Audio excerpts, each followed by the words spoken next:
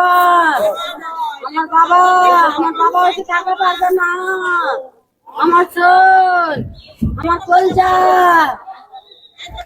আমার বাবা। ছেলের মৃত্যুর সংবাদে হাসপাতাল চত্বরে এভাবেই বিলাপ করছেন নিহত ছাত্রনেতা বিপ্লব আহমেদ পিয়ালের মা ইতি বেগম। এ সময় তাকে দেখতে নিজ সংগঠনের বিভিন্ন পর্যায়ের নেতাকর্মী, বন্ধু বান্ধব সহ নিকটাত্মীয়রা ছুটে এসেছেন বিভিন্ন এলাকা থেকে। পরিবারের সদস্যদের দাবি, বুধবার দুপুরে জাফর শহরের ইসলামনগর এলাকায় নিজ বাসায় ছিলেন শহর ছাত্র দলের সিনিয়র যুগ্ম আহ্বায়ক পিয়াল। এ সময় তাকে বেশ কয়েকজন বাড়ির বাহিরে ডেকে এনে এলোপাতাড়িভাবে ছুরিকাঘাত করে পালিয়ে যায়।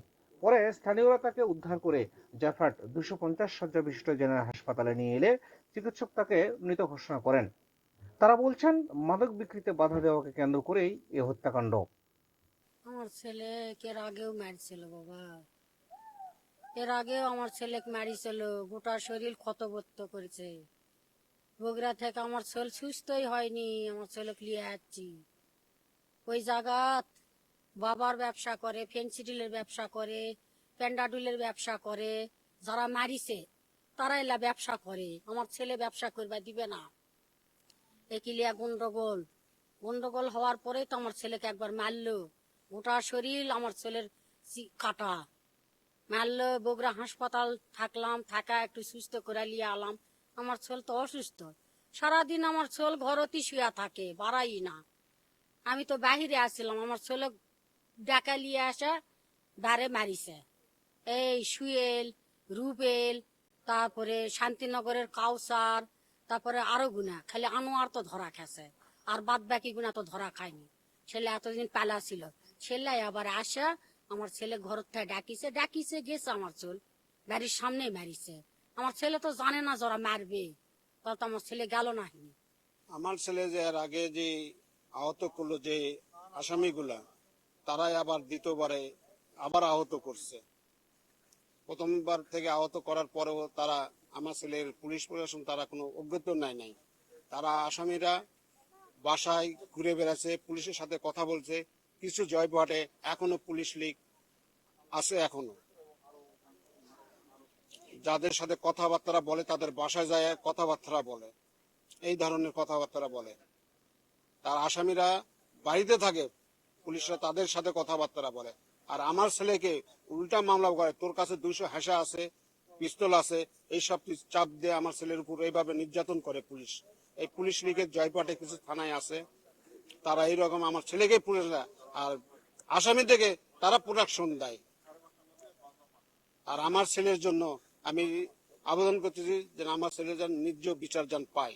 আমার মামাক যারা মারিছে তাদের ন্যায় বিচার চাই। তারা তাদের আগেও মারিছে, না বাঁচা ছিল, একটু জীবনটা বেঁচে গেছে, এবার আর বাঁচতে পারেনি। আমার মামা বিষয়টা হয়ে গেছে, ওরা আশপাশে ঘুরে বেড়ায়, সব এলাকার মানুষ যে জায়গাতে আক্রমণটা হয়েছে এখানে সবাই অবৈধ ব্যবসা করে, খারাপ কাজ করে। এই জন্য সবার সামনে মারিচ্ছে, তাও কেউ গুলিচ্ছে না। আর সবার কাছে অস্ত্রপাতি, আমি এখানে কি বলবো, একাই। তাদের পরিবারের লোকজনও আছে, তাই তারা এতটা কেউ বাড়ায়নি, সবাই দেখিচ্ছে। তাদের মা আছে, তাদের সবই আছে, সবাই দেখিচ্ছে। যখন মাস্টাররা আছে তাদের মা বাপি মনে করেন ইচ্ছা করে বলতে পারতো, তাই তিনি আস্থার দ্বারা ছিল, যাতেই তুমি সৎ হও, যাতে তুমি পর হও, তুমি তো বলতে পারো তার জীবনটা বেঁচে যাক এইভাবে না মরাতে। তাই তো ইচ্ছা করলে এখান থেকে দৌড় মারা হতো। বিপ্লব ইনকারা বৃত্তান্ত এতগুলা জিনিসপত্র নিয়ে আছে, পারবো না কাউকে দাগ দেবো, কেউ একটার একতা নাই। তোকে যখন মারিছে, যখন তুই মাথা ঘুরে পড়ে গেছো, কেউ তোকে আসে তুলেনি। আগে এখানে হিট করেছে, তার পরিবারের লোকই নাই। বারকার মানুষ, হিন্দু ভাইরা সবাই ওরাই আসে তুলে নিয়ে আসে, পরে সবাই আসছে। এর আগে গত 12 মার্চ রাতে একইভাবে ছুরিকাঘাতের শিকার হয়েছিলেন এই ছাত্রনেতা। ওই সময়ে দোষীদের গ্রেফতার না করায় পুনরায় এ ঘটনা ঘটল। এজন্য এ হত্যাকাণ্ডের দায় পুলিশকে দিয়েছেন জেলা ছাত্র দলের এই শীর্ষ নেতা। এদিকে এ ঘটনায় এক বিক্ষোভ মিছিল করেন জেলা ছাত্র দলের নেতাকর্মীরা।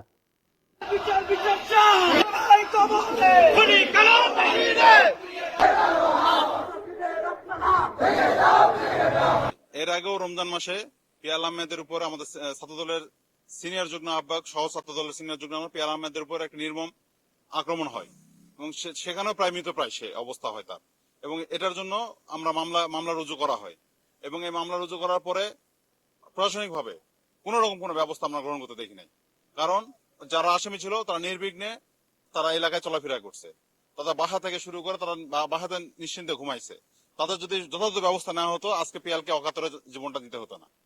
আজকে এই পিয়ালের অকাতরে জীবন যাওয়ার পিছনে আমি প্রশাসনকে দায়ী ভাবছি, কারণ তারা যদি যথাযথ ব্যবস্থা নিত তাহলে আজকে পিয়ালকে এই অকাতরে প্রাণটা দিতে হতো না।